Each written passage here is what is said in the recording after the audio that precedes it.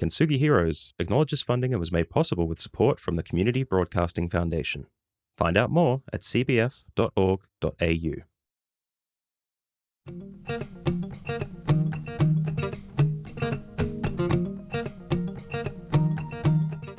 Welcome to the Kintsugi Heroes podcast, where we share inspirational stories of everyday people going through different challenges and how they overcome them. Please be aware that the story you're about to hear may have moments of deeply felt emotions and personal experiences. If anything you hear has a triggering effect, please reach out to someone who can help keep you safe. If you love this conversation, we'd love you to like and share it with your friends so we can continue to share more inspiration and hope to as many people as possible. Now, listen up for our next hero story.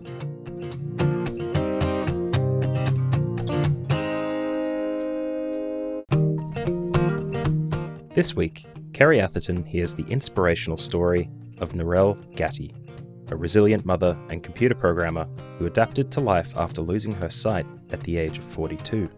Narelle shares how her upbringing on a cattle farm equipped her with the perseverance needed to face challenges head-on despite her disability. Emphasizing the motto, "If I don't mind, it don't matter," Narelle delves into the importance of self-acceptance, her strategies for overcoming daily obstacles, and the vital support from her family and community. Enjoy this one with Narelle Gatti.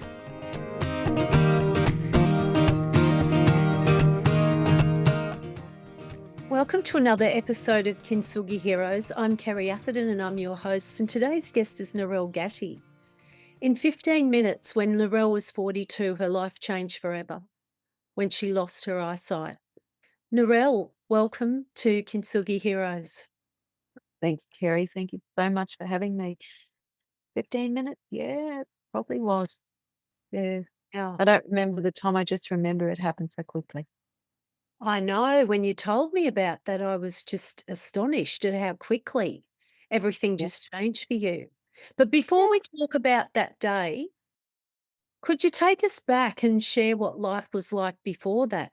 Because I know that you were working in a role where your eyesight was imperative for that role, and so much would have changed. But if you can take us back and just give us a snapshot of what life was like before that, and then lead into what happened that day, then we'll hear the amazing things that you've been doing since to help raise awareness of the great need for communication and making things accessible for people that are struggling with disabilities. Oh, thanks, Kerry.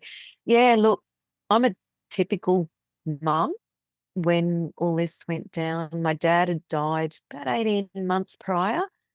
I had my oldest son was in grade 8 or 9, I can't remember. My middle son would have been grade 7 or 8, and my youngest son would have been grade 4, grade 5. Obviously, they were at school, and I was working. My husband was working. We lived at a suburb of Brisbane where there wasn't much public transport, and that's important for what happened. And there was a train and there was buses about every half hour or so. We lived at the end of a cul-de-sac. We had quite a fair-sized block, and yeah, we were just enjoying life. So to go and see my mum, I would hop in the car about 4 o'clock in the morning with the boys, my lads, and we would drive about 8 hours to central Queensland. Because where mum lived at the time, there was no public transport at all. Mum was still driving at that stage. And to go and see my sister, it was 11 hours. And there is no public transport where my sister is either. My older brother, he lives at Rockhampton, so he wasn't as hard, but he was travelling out to where our cattle property is. I grew up in a cattle property. And my younger brother, he was at Rockhampton, outside Rockhampton as well. And of course, most of my family are all out bush where there is no public transport. Right.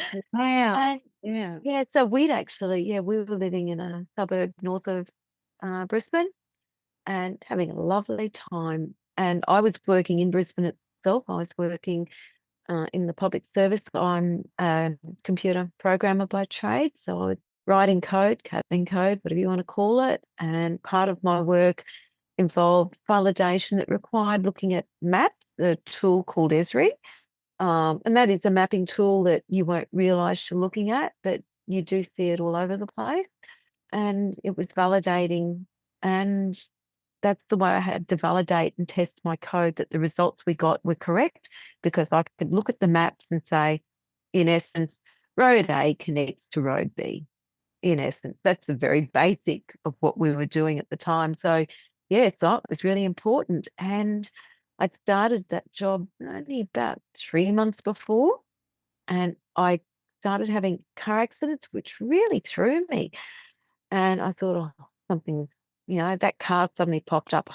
God, they were speeding, It's what you assume. And then I started falling over chairs, and I'm thinking, oh, for God's sake, what's going on? And I just got a new set of glasses, and I went to my optometrist, who also happens to be one of my good friends.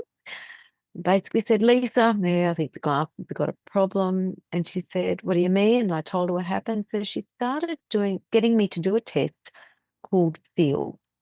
And it basically tests what you can see in the fact of, where something is in space. It could be a tree over in the left corner or whatever it is. That's just an analogy. Basically, I had no field. I could see directly ahead, which is why I was having car accidents and falling over chairs and everything else. I was actually legally blind to all intents and purposes. So I'd driven there. My Lisa's husband went to get my husband. And from that moment on, I was never allowed to drive again legally, which means, kids' sports, groceries, you name it, doctors, everything had to change.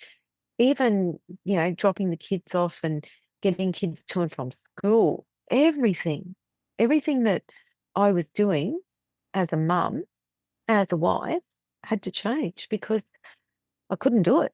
Still worked. Yeah. I still did the cooking because I still had direct sight, but it explained a lot of things. And it also changed my husband's life full on. It changed my kids' life full on, because suddenly they had to step up and be more, my kids had to be more responsible. My husband had to take over jobs that I did.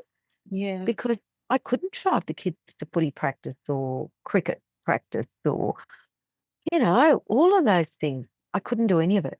There Wow. was no public transport. There was no, it was impossible. You must have gone through so many emotions at that time when you had that realization that life was changing It dramatically.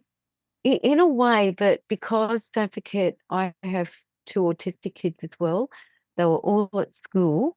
Going home, it was, oh my gosh, what am I going to do? Get home was, okay, get dinner, get the homework done, make sure the clothes are ready, all the normal mum stuff. Yeah. And then afterwards, I had to say to my husband, oh, I can't remember which sport it was. The practice is on tomorrow. How are we going to get them there? Wow. And then it was, oops, say if it was football, well, hang on. We only had one car. Thank gosh we only had one car. And what we used to do was one of us would drive to the one game with the one kid, and we had 2 in one team and 1 in another. And that parent would stay with that child and the other would drive to wherever the other had to go. And now we couldn't even do that. And we had to do a lot of problem solving to try and fix the immediate problems very quickly, just to get through the next day. After that, it was, what do we got to do the next day? Let's solve that one. And we just had to break it down. Being analysts probably helped, Yeah. but we didn't have, I didn't have the opportunity to grieve or anything, because we had 3 kids and I was still mum, he was still dad. Mm. And we had to get them to what they needed to do.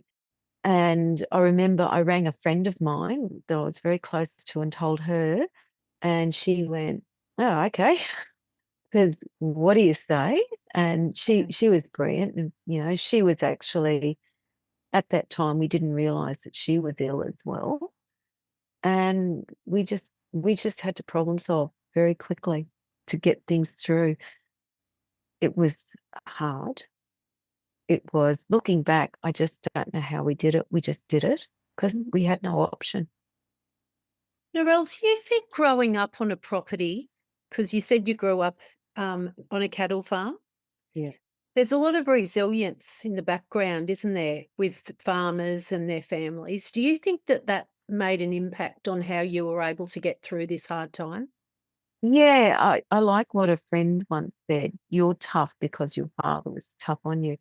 But we didn't have electricity when I was growing up. I was 12, I think, when we got electricity. So I was used to a wood stove, kerosene lamps, generators. If we didn't have the generator on, we used the kerosene lamp. We had kerosene fridges, kerosene heaters.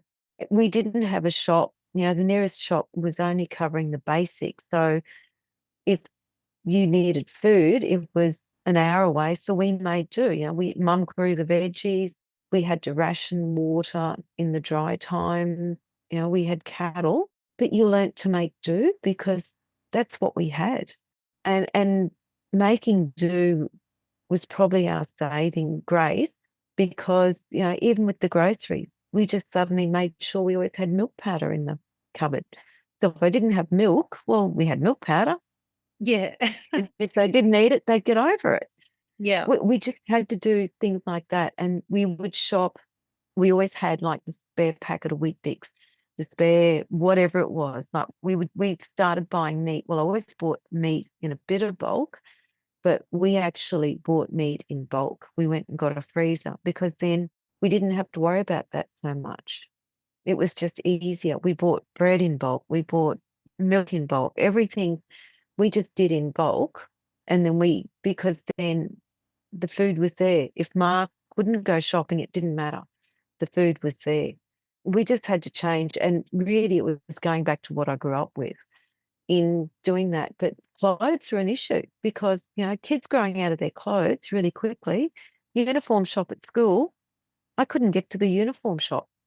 I know. So No, I everything. was really, I was reliant on friends. I would ring up this friend and she was actually running the uniform shop and I'd say, yeah, Pete's run out of whatever. And she'd say, right. And she'd grab him and say, get in here, Peter. And he'd go, yes, Auntie Pauline. He used to call her his Auntie Pauline. And she'd sort it. And then she'd ring me and say, I've paid it. You owe me whatever. And that's how we had to do uniforms. Or, it was everything. It wasn't just one thing because, we had developmental pediatricians with our Asperger's boy. We had, all the medical stuff that you have with kids. We had kids in braces. So the things we did to get around things, and back then there was no NDIS. There was no support for what I was going through. There wasn't any. Yeah. So you just made do and worked it out because you had no option. How did your kids cope with the changes, Narelle? Did it really impact them? I mean, I know it would have definitely impacted them, but how did they cope with that? We brought them up to be independent anyway. We were really set that they would know how to clean and cook and everything else. So by that stage, they knew how to cook and clean. And by that stage, we'd already said, if you're old enough to make a sandwich on a weekend, you're old enough to make your own lunch. So they were making their own lunches anyway. It came down to the homework became an issue because Mark always got home a lot later than me. So I would catch the bus home, catch the train, catch the bus, get home that way. And then I'd have to say to the boys, okay, I could still see in front of me, but they had to take on just a lot more responsibility. I was still doing the mowing. I still did most things. However, the more sight I lost, the more they had to pick things up and just run with it. So it became, it's sort of like a night blindness. I really struggled at night. So the boys I would have the dinners cooked for the week. They would then have to cook veggies or cook some rice or cook some pasta, heat the meals up and set the table and those things. And they just had to do it. They wanted to eat, they had to do it. And they stepped in. And I'm so lucky. And my husband he stepped in with the shopping and the footy training and the cricket and all of those things. He just had to do it, but it became too much.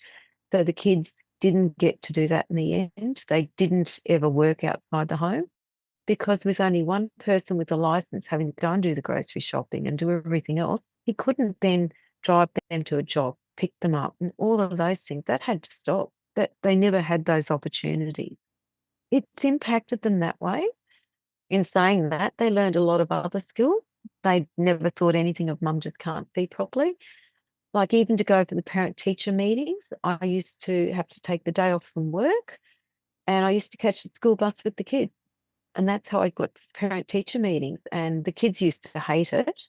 And so did the other kids, because I knew a fair few of the parents. So I'd be hopping on the school bus with all these kids. But I knew the parents. It is Mrs. Gatti's on the bus. And because I knew the bus driver, it wasn't the biggest suburb, so I knew the people. And the teacher would meet me at the school, and off we'd go. But the kids they're resilient. The kids, we'd already taught them how to think outside the square, how to make do, how to be resilient. Mind you, that they worked out how to talk their way out of things at school at times, but that was their choice and their consequence, and they had to live with that. They knew what they had to do. Yeah. Sometimes it's just what it was. Narelle, despite the fact that you had to just get on and be resilient and keep keeping on and keep the wheels rolling, Yeah. did you ever have really hard days? And if so, what did you used to tell yourself to help you get through? Because there's a lot of people that'll be watching this that won't have lost their eyesight, but they'll be faced with something else that's really life-changing. And hearing from someone resilient like yourself will be really helpful for the person that's going through that. It was really hard. It was really hard. I had to keep telling myself that I'd taught especially my Asperger's son, we'd always taught them there's more than one way to skin a cat. There's more than one way to do something. Just because I can't do it one way doesn't mean there's not another way to do it. So like sweeping a floor, I would start missing because I didn't realize that I was missing. So I'd have to think, okay. So we got a better vacuum cleaner. And then I would take a step, vacuum around that area, take a step. I had to relearn. And that's not just with that, it was with the cooking. I don't know how many times I've relearned how to do everything. But in the end, I had a saying that was, if I don't mind, it don't matter. And then I had to convince myself that I don't mind. Oh, I love that. It came down to me having to say, well, I've got to do it. Yeah. I am still a mum. I am very much a wife, and those two roles are very, very important to me. I am a daughter, and that role is very important to me. I am a sister, Yeah. and I am a friend, and they are an important role. So if I wanted to be there and have those people in my life, and don't get me wrong, I did cry. I did a lot of crying in the shower. I can imagine you would have. In the shower, not in front of the boys, because I used to say to the boys, get over it, get on with it. You've got to live. Is for the private time. Yeah, it was the private time. Or when they'd be at school, I'd ring my mum and say, oh my gosh. And my sister and my closest friend, Jude, I've got a sister, Jude, and my closest friend, Jude, and they became my saviors. I would start to have panic attacks, and I'd ring my sister, and my sister would say, right, let's start breathing. And we breathe through it, and I'd say, right, I can do it now. Or if I couldn't get my sister, I'd ring my friend Jude, and she'd say, it's okay. Come on, stop it. Don't be stupid. Get on with it. And then came the day when my friend Jude rocked up to my place and said, sit down. And I said, yep. Had our cuppa, and she said, I'm dying. I'm not going to be here in 6 months. I said, what? And she told me, and she was dying. Oh. And she said, so losing your sight's nothing. You're taking on my girls as well now. And I said, yeah, they're my girls. And they are still my girls. And so all the 6 kids, they just accept disability. I've got one of the girls has a lot of disability, and she's been taught to get on with it as well. Yeah. But Jude, the 2 Judes got me through, my mum and my husband, because my husband would give me a hug and he'd say, it'll be right. Oh. Get over it. It'll be right. But it's better saying get over it, because there's 2 things you can do in life when you face something, an obstacle. You can turn it into a barrier, sit in the corner and cry. Yeah. or you can turn it into a challenge, stand up and say, okay, how am I going to fix this? How am I going to do it? I choose and laugh. You've got to laugh. Find the funny side in whatever it is. And I choose to make it a challenge. I choose to laugh. And it is a choice. I choose to get on with it. I just love your attitude so much and your resolve and what you're doing today, really, to pave the way and make a difference and stand up and be a voice for all those people that are struggling with disabilities. But not only that, to raise awareness and educate people in the community about how they should treat people who have a disability and how they shouldn't treat people who have a Oh, disability. Talk to us a bit about that and also tell us about your podcast, the Digital Access Show. how to treat people with disability, treat them like everyone else. To be honest, their disability is no one else's business. Don't ask them. I'm often asked, oh, no, I have a guide dog. And I'll say, are you training the dog? And I'll say, no, he is my guide dog. Oh, are you blind? Well, yes. There are degrees of blindness, but I just say yes. It's simpler. Ask, you know, go up and say good day. Don't stare. Yeah, that's Go up big. and say, hi, Narelle. In my case, hi, Narelle. It's Kerry. Or so I know who I'm speaking to, because if you just go, hi, Narelle, I've got no idea who I'm speaking to. And I talk to so many people each week. With a person that's down, just say, good day, how you going? Yeah. To say, "Hi, Yeah, I'm Kerry," because people who yeah. aren't vision impaired just take that for granted that, Oh, yeah, yeah, the person knows who I am and who they're talking to, but yeah. always the case. And my biggest thing is don't assume anything. Just Yeah, never assume. A person could be just having a really bad day and may need time out, so they might just nod and keep walking. It's not rudeness. You don't know what's going on in their life. It that's might be they're deaf and can't hear you anyway. yeah, It could be that they have their mind on something else completely and didn't notice you. It could be that they are incredibly shy yeah, or they have anxiety. It could be so many reasons. But just say, if they come up to you or, you say, don't stare, just keep walking, because we are all normal. Everyone is normal. The person that has no hair is normal. The person that has a big nose is normal, or a person that has incredible height is still a normal person with feelings. So, if you're in a room with them, just say, hi, I'm so-and-so. How you going today? How's your week been? Normal conversation.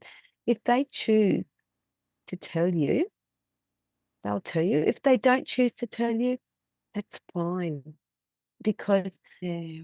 everyone's a person. And what I am doing, I've started a podcast called the Digital Access Show, and it's related to everything I do now, which is telling people about the digital accessibility standards, which are a set of standards maintained by Standards Australia, and it tells us how to set up all the digital content so that everyone, regardless of ability, actually most people, regardless of ability, can access the information and understand it and read it. And it helps so many ways with just that mental lift that you're Um, able to be yourself and be independent and not have to ask someone to read it, or someone to ask you, well, what are they saying? Because I didn't hear that. These rules, these guidelines are there, and they're backed by the Human Rights Commission. They're backed by the Disability Discrimination Act 1992. So we decided to set up a podcast around all of that. And the theme is communication, usability, and accessibility in the digital world. So we talk to people about the way they do things. A couple of weeks ago, it was this fantastic bloke called Patrick Dillon.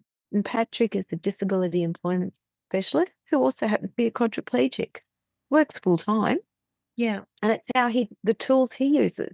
We talked to a guy called Mark Muscat, and he's never had sight. He is a digital accessibility trainer and travels Australia doing it. Alan Parker, who's dyslexic, and he's a microbehavioral neuroscientist and forensic linguist. Yeah. And he travels the world teaching mediation, negotiation, and working as a negotiation specialist and teaching communication. He loves neurolinguistic plasticity, big word Yeah. there. So how the brain works. It's just awesome stuff. And like Paula Burgess, who runs a business, and she's also got an ASD son, and the way that they work with him, and Grace Cameron, who has a disability called postural orthostatic tachycardia syndrome, POT.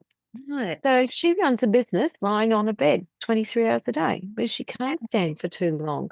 Or Adam Morris, no sight, and he works full time, and the tools that he uses and the challenges he has. They're everywhere. Meryl Evans, who is she's deaf, she's hearing impaired, lives over in the US and does what I'm doing, but over in the US. Wow. We looked at the differences between the US and Australia. So it's all about communication and how people communicate and the digital tools that are out there that assist everyone. Really lets people know who are struggling with whatever it might be that they're not alone. Yeah. I think that's the thing that's so important, isn't it, when people are struggling to know that they're not alone.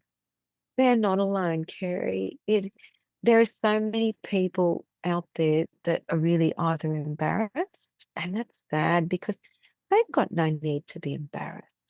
Yeah. They are who they are, and it comes down to accepting yourself. That's the hardest issue.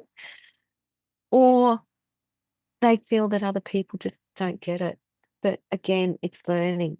That's the other person's issue. That's not theirs.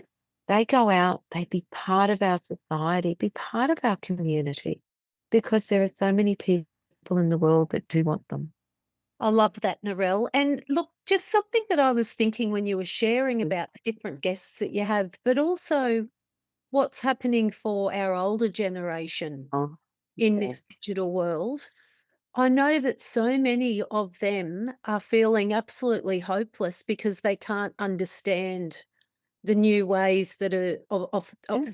the way things are operating. And Yep. so is your podcast something that could really benefit the older generation who have to kind of learn all over again, who probably are struggling with, minor hearing loss and different things like that? Yeah, it could. I would say to those people, though, you know what? You've got the right to ask for the information in the way that you want it. It is your right. If they say email address, you say, don't have it, you need to send it to me on paper. Right. They have that right, and they should exert that right. There is no law that says you have to have an email address. If you don't want an email address, if you don't want a smartphone or feel that you can't use it, don't have it. Yeah. But, the things can still be done on paper because it is your preferred communication style. If the business wants your money, then that is your preference. Yeah, that's great. That's You great. know? Well, as we come to a close, it's been such a delight to interview you today. And there's so much more we could talk about. Maybe we'll have to do a take two another time. What message would you like to leave with all of our viewers today? Never be ashamed of yourself. Never be ashamed of who you are, because you know what? You can do what you need to do. Treat it as a challenge. It's never a barrier. Sometimes you may have to ask for help, and I've asked for help tons of times, and I will do it again, because asking for help is nothing to be ashamed of. It's saying you need to learn something different. And for everyone that doesn't have a disability, we're all normal people. It's Yeah. the bottom line. Oh, well, thank you, Narelle. You're an absolute inspiration. And thank you to everyone watching today. We hope you've enjoyed this episode of Kintsugi Heroes. Please like and share the show to your friends so we can get this out to even more people. If you have a story you'd like to share with us, please reach out using the contact details below. And join us next week for our next hero's story. Until then, keep being you and remember that we are all heroes in our own unique way. Only when it's broken. Only when it's broken. When it hits you in the middle of the night and the truth burns so bright. Only when it's broken. Only when it's broken.